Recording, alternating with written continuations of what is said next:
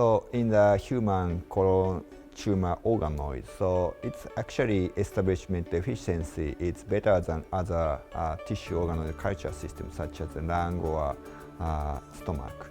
So, but still there are some tips to efficiently establish organoids from a human tissue. For instance, the sample quality prior to the sample acquisition is quite important. For instance, I think some endoscopists use nuclear dye such as the pyoctanin. I don't know it's used in the Korea, but in Japan, many endoscopists use nuclear dye to stain tumors. So that staining affects the viability of a human colonic epithelium and affects the efficient culture establishment.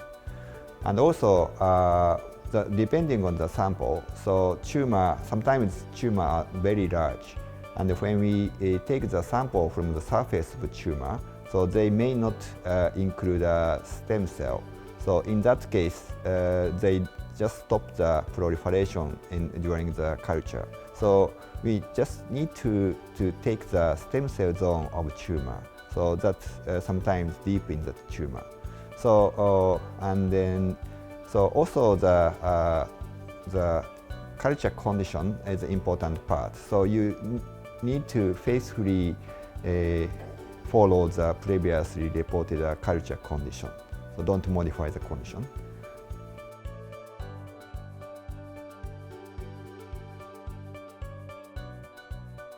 So as I mentioned in my talk, so we are quite interested in the relationship between the tumor morphology and the genetic mutations.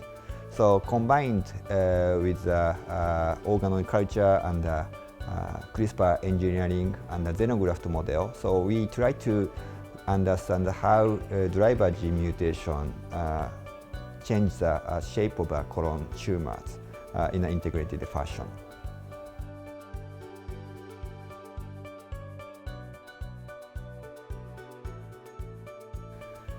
So I think many people are interested in the application of patient-derived organoids to the drug screening platforms.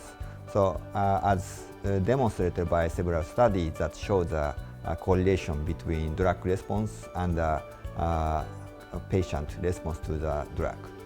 So however, there are some limitations of this application in an accurate fashion. So for instance, actually the drug used in the in vitro culture platform might be a different concentration to the concentration in a patient tissue.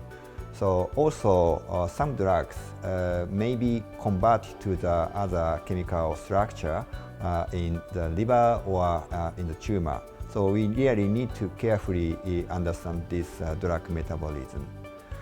The second, so the effectiveness of the drug might be affected by other non-tumor components such as the fibroblasts or immune cell. So our colon organoid tumor organ culture system, we don't have those non-tumor cells. So we might carefully interpret the result. For instance, the effectiveness of VEGF receptor therapy can be affected by the production of other growth factors such as FGF or HGF from the mesenchymal cell. So we need to carefully check this fact. And finally, the culture medium, in vitro culture medium, is different from the metabolic status in the tissue. For instance, urea, it's not included in the standard culture medium, but we have urea in our blood. And it was shown that urea modulates effectiveness of a chemotherapeutic drug. So we need to carefully compare the standard culture medium and the tissue in situ condition. So there are potentially many unknown factors that cause the disparity between the drug response between the in vitro and the in patients. So we need to carefully improve the drug screening platform in the future.